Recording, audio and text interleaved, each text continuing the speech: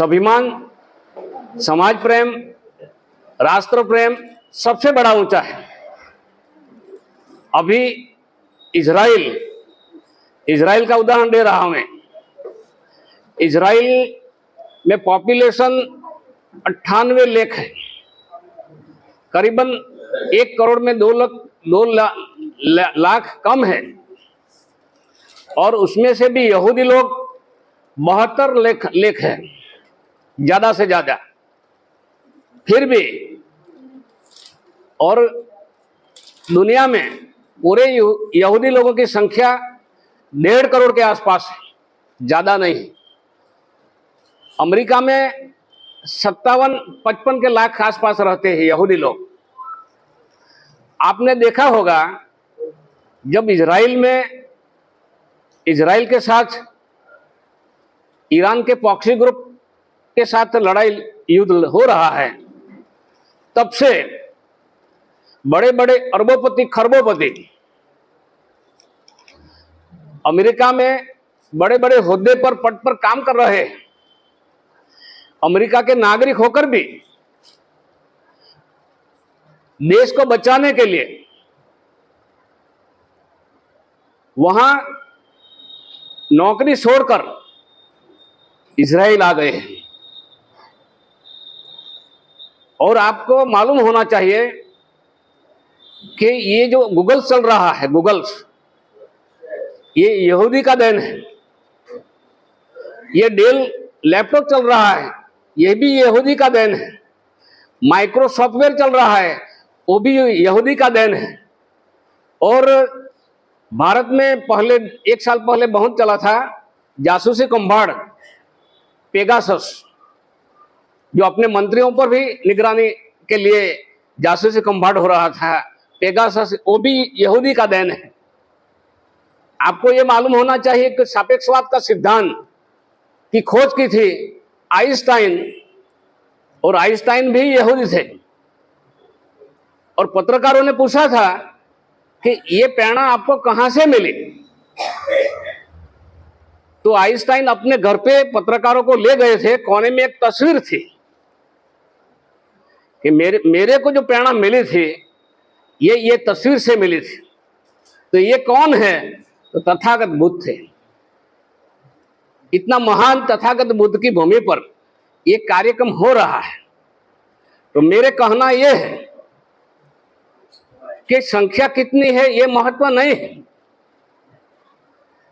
भारत में वामसेफ संगठन जो समाज के लिए लोगों को जगा रहे हैं, ये दुश्मनों के ध्यान में है। इसीलिए हमारे साथी लोग कि तथागत बुद्ध जैसी महान विभूति आज तक दुनिया में पैदा हुई नहीं और होगा भी नहीं।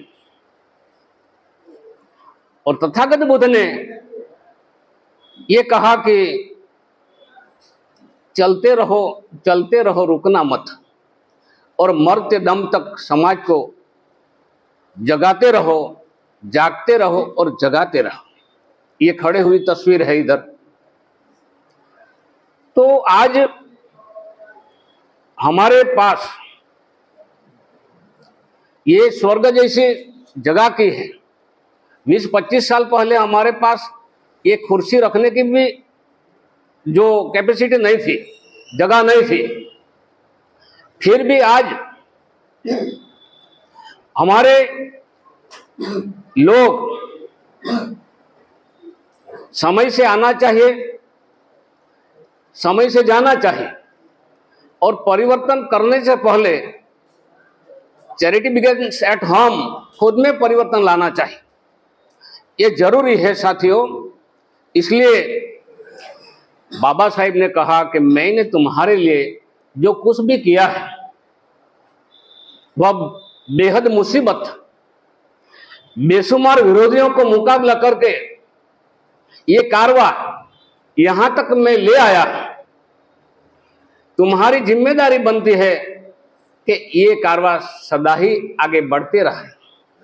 बेशक रुकावटें कितनी क्यों ना आए, मेरे अनुयायियों को इतना ही कहना है कि ये कारवां अगर आप आगे न ले जा सके तो यहीं छोड़ दो, मगर किसी भी हालत में पीछे मत जाने दो। आप लोगों को मेरा यही अंतिम संदेश है। तो आपने देखा है अभी हमारे जो देश में भारत करीबन 28 प्रदेशों का देश है, केंद्र शासित प्रदेश करीबन 8 है, कुल 36 राज्य है,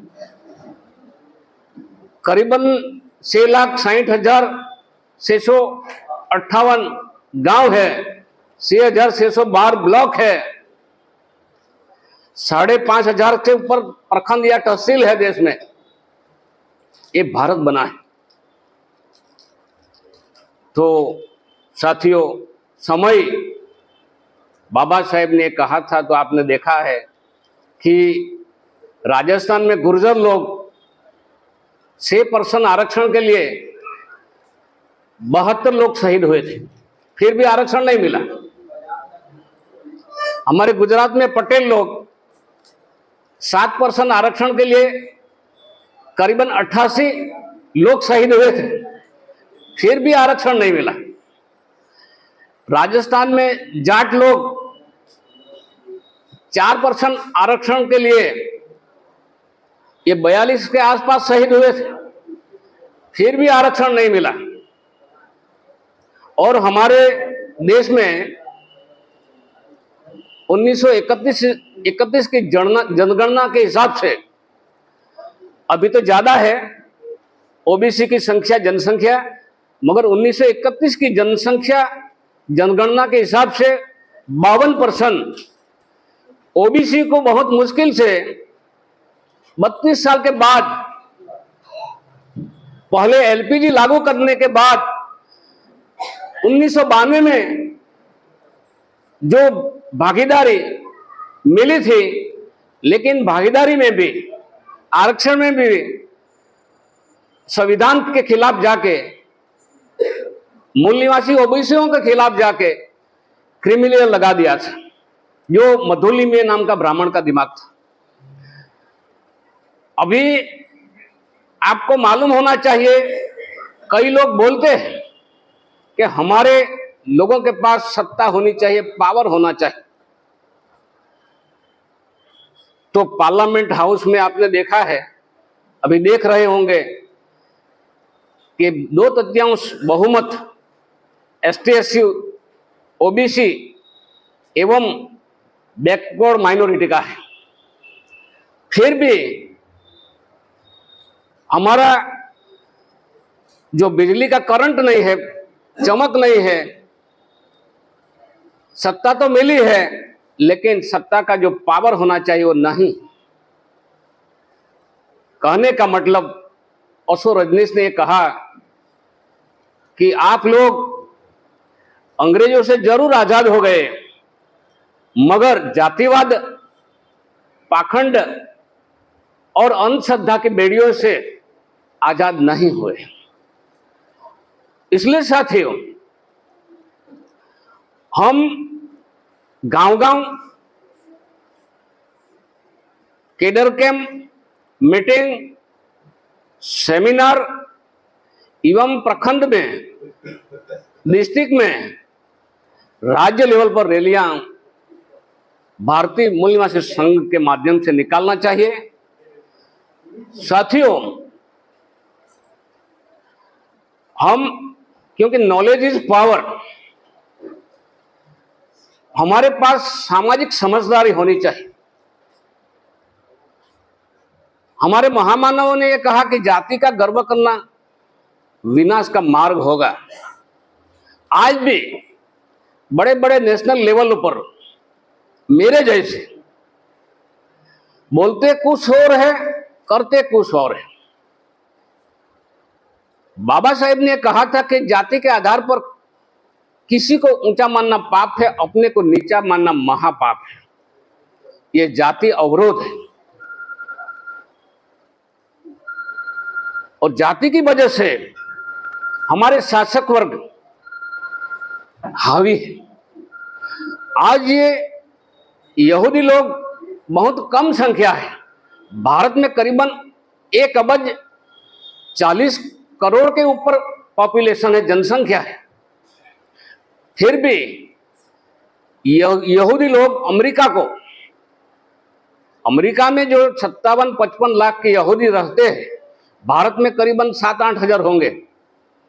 ये 1.7 ट्रिलियन डॉलर, 1 ट्रिलियन बराबर 1000 बिलियन, ये टैक्स दे रहा है अमेरिका को। और बाइडेन को बोलते हैं कि आप जाइए इजराइल में सहयोग करें। ये राष्ट्र प्रेम है, स्वाभिमान है। और यूक्रेन में 12 साल के बच्चे, 18 साल की महिलाएं, लड़कियां, 70-72 साल के बुजुर्ग लोग यूक्रेन की रक्षा के लिए बंदूक उठा ली थी। जब पुतिन के कमांडरों ने कहा कि 72 घंटे में यूक्रेन कब्जे कर लेंगे, लेकिन आज 3 साल हो गए। तो दुनिया में जहां प्रेरणा मिली है, ये जो नॉर्थ कोरिया का तानाशाह भी बाबा साहेब और बुद्ध की तस्वीर रखते हैं, पुतिन भी रखता है। तो इतने महान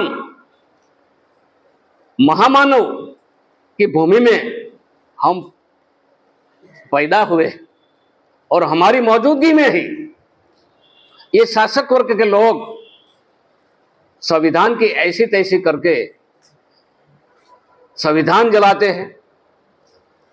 लोकसभा के इलेक्शन में जाहिर सभा में बोलते रहे अनंत हेगड़े जैसे।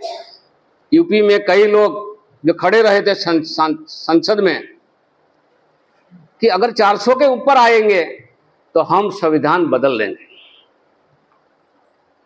साथियों, और भारत का संविधान इतना महान है, ये संयुक्त राष्ट्र संघ के महासचिव ने कहा था कि अगर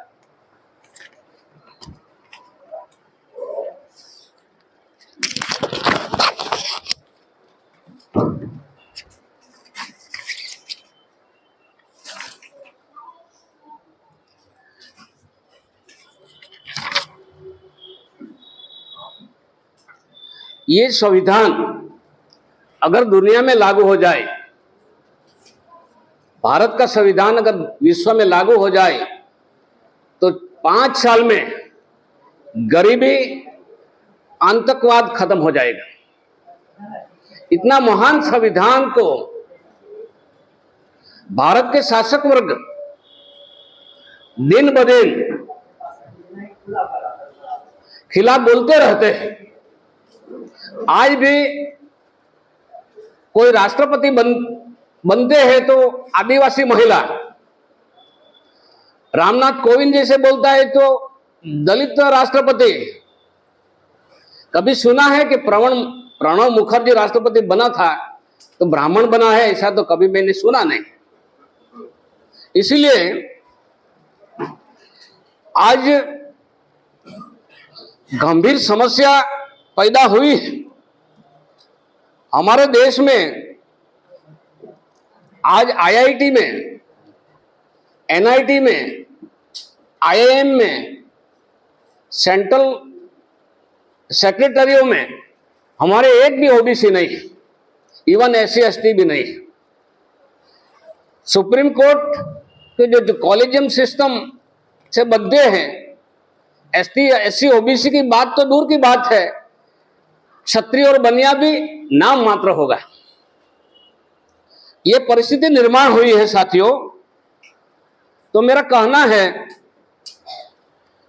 कि भारत राष्ट्र निर्माताओं ने, संविधान निर्माताओं ने सपना देखा था कि जब आजादी मिलेगी तो भारत के सभी वर्गों के लोग सुखी और समृद्ध होंगे, सभी वर्गों को लाभ मिलेंगे।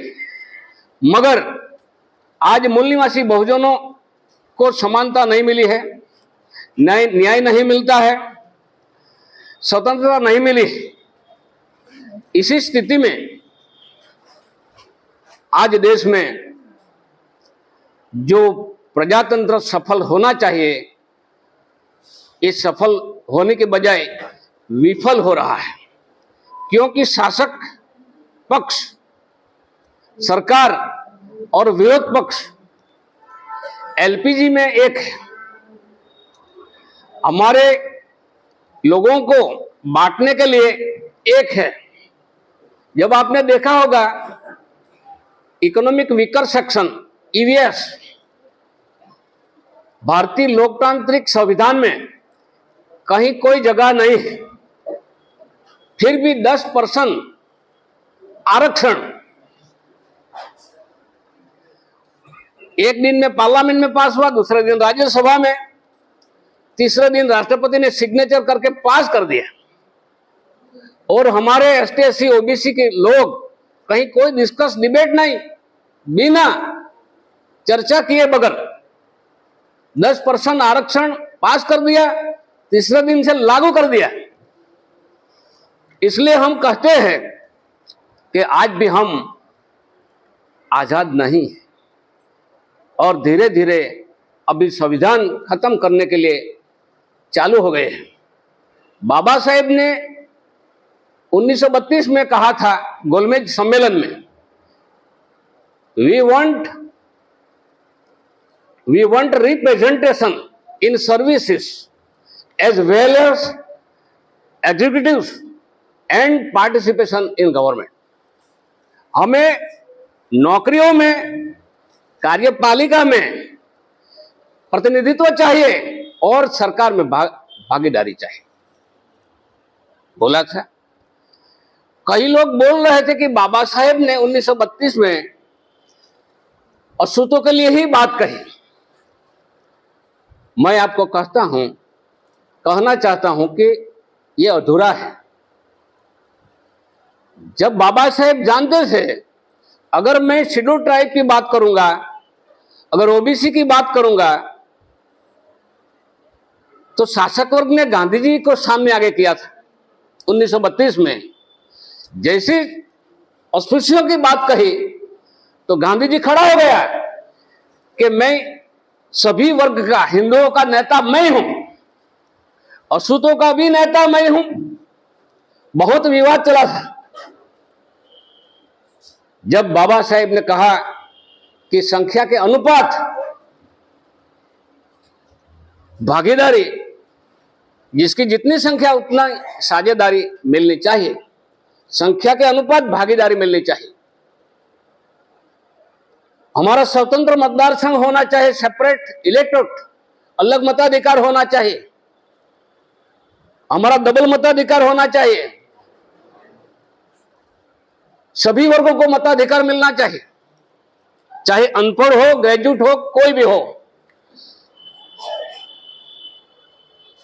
तो आपको मालूम होगा कि बहुत विवाद हुआ था। तो राजा पंचम जोज ने सोचा कि क्या किया जाए। तो प्रमाण के लिए, प्रूफ के लिए कि कौन सही है, अछूतों का नेता सही कौन है, गांधी जी है या डॉक्टर बाबा साहेब। अगर ओबीसी की बात करते तो उड़ा देते बात, अगर आदिवासियों की बात करते तो बिठा देते कि सारे आदिवासी लोग गांधी जी के साथ थे, सारे हमारे ईमानदार मगर जागरूक न होने से की वजह से ओबीसी के लोग भी गांधी जी के साथ थे। तो भारत से तार मंगवाया गया कि कौन सही है, तो पंजाब से ज्यादा वाल्मीकि समाज का सपोर्ट गांधी जी को, बाबा साहब को मिला था। करीबन 150 के ऊपर मिला था तार कि हमारा सही लीडर बाबा साहेब, और गांधी जी को 4 से 5 मिला था। तो ये जानते थे शासक वर्ग के लोग कि अगर यहां से शुरुआत हो जाएगी तो जो सेकंड इंडिया एक्ट आने वाले समय में हमको सभी मूल निवासियों को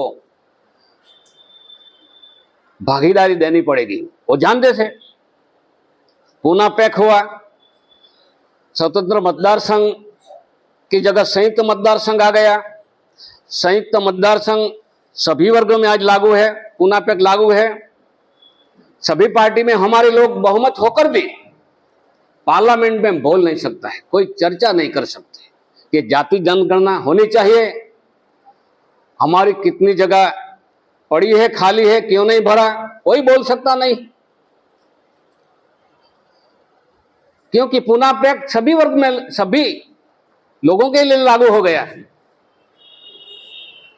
साथियों, इस देश में जब जब मौका मिला बाबा साहब को, तो तब तब संविधान बनाते समय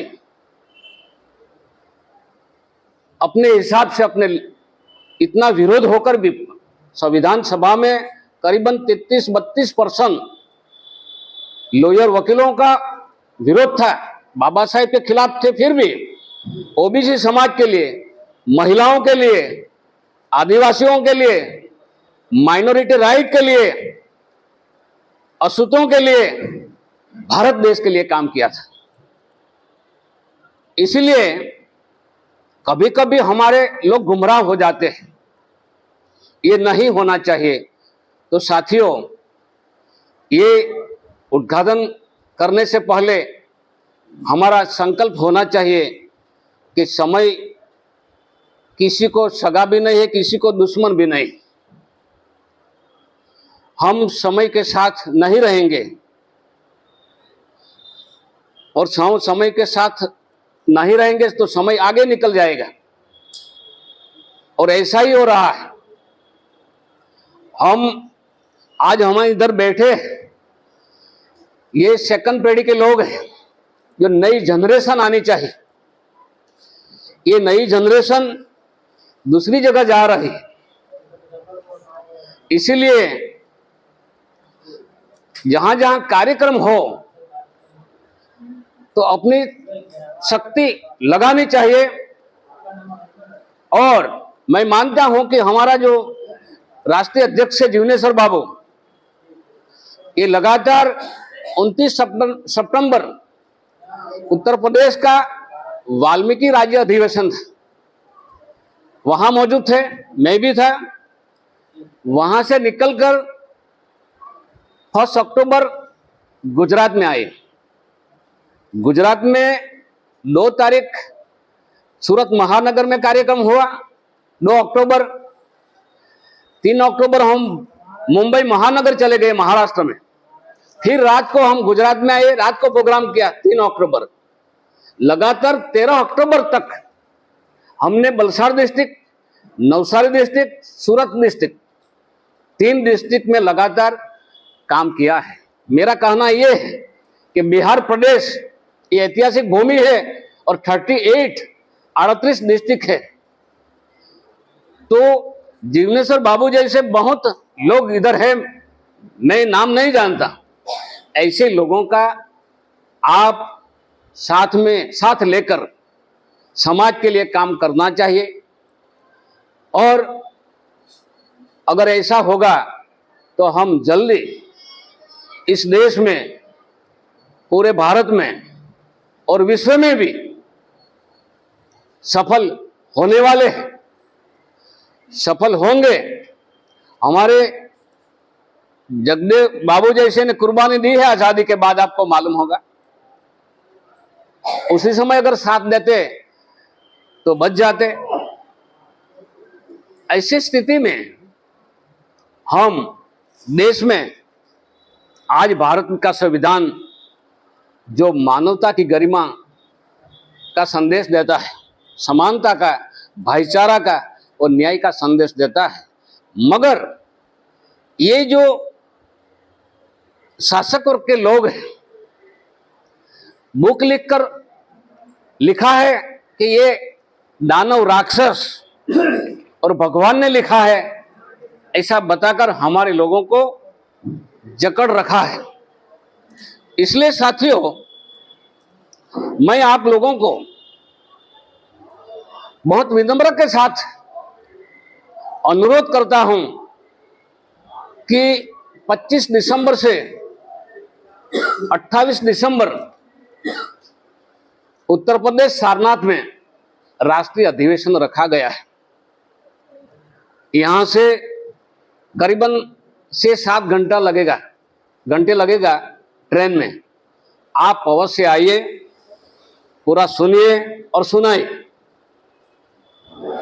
क्योंकि दुश्मन रात और दिन लगातार कोई न कोई बहाने, या सांप्रदायिक हो या राजसत्ता के माध्यम से, कि हमारे लोगों को दिन ब दिन आर्थिक रूप से, शिक्षा से,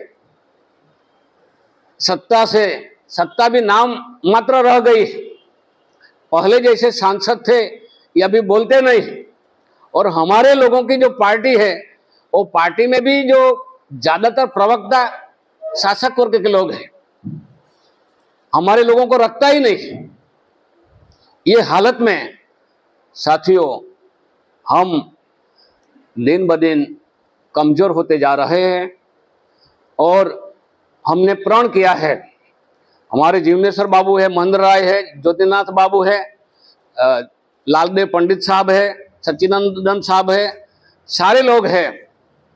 हमने संकल्प लिया है कि पूरे भारत में ये जो वामशिफ्ट है, ये नॉन पॉलिटिकल, नॉन रिलीजियस और नॉन एजुकेशनल है, मगर विकल्प के रूप में हमारी संस्कृति, व्यवहार, संस्कार पद्धति हमारे लोगों के द्वारा होना चाहिए। हमारे इतना ही प्रण लेना चाहिए कि हमारी संस्कार पद्धति, चाहे विवाह प्रसंग हो, चाहे गृह प्रवेश हो, चाहे उद्घाटन प्रसंग हो, चाहे मरण विधि हो, मगर हमारी संस्कार पद्धति सी है, ये सब संस्कार होना चाहिए, ये प्रण कर लेना चाहिए। इसलिए साथियों, दुनिया में अभी बहुत कुछ हो रहा है। भारत में शासक वर्ग के लोग 100 साल की जो आरएसएस का हो रहा है, और हिंदू राष्ट्र तो नहीं बना सका, मगर हिंदू राष्ट्र बनाने के लिए दिन ब दिन ये संविधान की खुल्लम खुल्ला उल्लंघन करके सुप्रीम कोर्ट को अभी सत्ता दे रहे हैं। और आम लोगों में मानसिकता है, राय है कि हम कोर्ट के विरुद्ध, न्यायपालिका के खिलाफ नहीं बोल सकते। ये गलत है, क्योंकि बेलगाम होती न्यायपालिका, बेलगाम होती न्यायपालिका या तो ब्राह्मणवादी पूर्वग्रह से ग्रसित भारत की न्यायपालिका हमारे मूल निवासियों के खिलाफ, चाहे जाति जनगणना हो, चाहे क्रिमिनल का मुद्दा हो, जैसे सुप्रीम कोर्ट के पास कोई पावर नहीं। सुप्रीम कोर्ट को इतना ही पावर दिया है कि संविधान में दिया गया आर्टिकल का इंटरप्रेट करके, विश्लेषण करके फैसला देना है, निर्णय करने का पावर नहीं है। तो सुप्रीम कोर्ट निर्णय कर रही है हमारे खिलाफ और हमारा बदला ले रहे। तो ऐसी स्थिति में साथियों, समय बहुत कीमती है, बहुत मूल्यवान है, मगर समय से ज्यादा हमारे परिवारों की, हमारे समाज की जिंदगी बहुत बहुमूल्य है, कीमती है। इसीलिए समय देना चाहिए। जो सर्विस कर रहे हैं, सर्विस में भी डबल काम करवा रहा है, फिर भी संडे का दिन है, एक साल में 52 संडे आते हैं, 52 सैटरडे आते हैं, दूसरी गवर्नमेंट छुट्टियां आती है, करीबन 200 के आसपास, 188 190 के आसपास रजा मिलती है। ये रजा का सदुपयोग समाज में हित में करना चाहिए, करेंगे, हम तो करते ही है। सोशल मीडिया का उपयोग होना चाहिए, इंटरनेट फेसबुक का उपयोग सही उपयोग करना चाहिए। यह आधुनिक टेक्नोलॉजी का सदुपयोग समाज के हित में होना चाहिए साथी, क्योंकि जीवन मरण सत्य है, मनुष्य मृत्यु के अधीन है। मगर एक बात सच है, सही है कि हमारी जनरेशन इधर रखकर हम प्रकृति में विलीन होंगे, निर्वाण होंगे। तो ये हमारे परिवार लोग अगर हम गुलाम रख के हम निर्वाण होंगे तो प्रकृति कुदरत कभी माफ नहीं करेंगे। इसलिए बाबा साहेब ने कहा कि ये जो हमने बहुत मुसीबत के साथ यहां तक ले आया, जो संविधान में सभी को अधिकार दिया है, ये क्रांति रथ हर हालत में किसी भी पीछे न जाने देना। मगर हम पीछे जा रहे हैं। लिबरलाइजेशन, उदारीकरण, वैश्वीकरण, निजीकरण के माध्यम से हमारा पूरा खत्म हो रहा है। बाकी की जमीन धीरे धीरे अडानी अंबानी को दे रहे हैं। और जो हमारे नौजवान पढ़े लिखे बच्चे बेरोजगार हैं, तो आपने सुना होगा कहीं समुद्र के किनारे इतना गांजा चोरस पकड़ा गया। हमारे गुजरात में अभी हो रहा है। तिथल के समुद्र किनारे कितना टन गांजा चोरस पकड़ा गया। एक हफ्ते के बाद दूसरे डिस्ट्रिक्ट में पकड़ा गया। कहीं कहीं मुंद्रा एयरपोर्ट अडानी अंबानी के 3 साल पहले पकड़ा गया। तो ये कैसे आता है, कहां से आता है, किसी का हाथ होगा? क्योंकि हमारे बच्चों का भविष्य दूसरी साइड बर्बाद करने में, नशे में डुबाने के लिए ये अफगानिस्तान से, इधर से ये मंगवाया जा रहा है। तो इसी से भी सावधान बच्चों को रखना पड़ेगा और समाज के हित में, समाज के लिए साथियों काम करना पड़ेगा। यही हमारा कर्तव्य है, क्योंकि सामाजिक बनना, समाज में से हम पैदा हुए हैं, हम सामाजिक संसार में जी रहे हैं और समाज के लिए, बच्चों के लिए रात दिन काम कर रहे हैं। तो हमारा महामानवों के रास्ते हम आगे चलेंगे, संकल्प करेंगे। और आज हम ये जो 25वां बिहार प्रदेश का जो राज्य अधिवेशन आपके सामने मैं खुला रखता हूं। जय मूल्यवासी, जय भारत।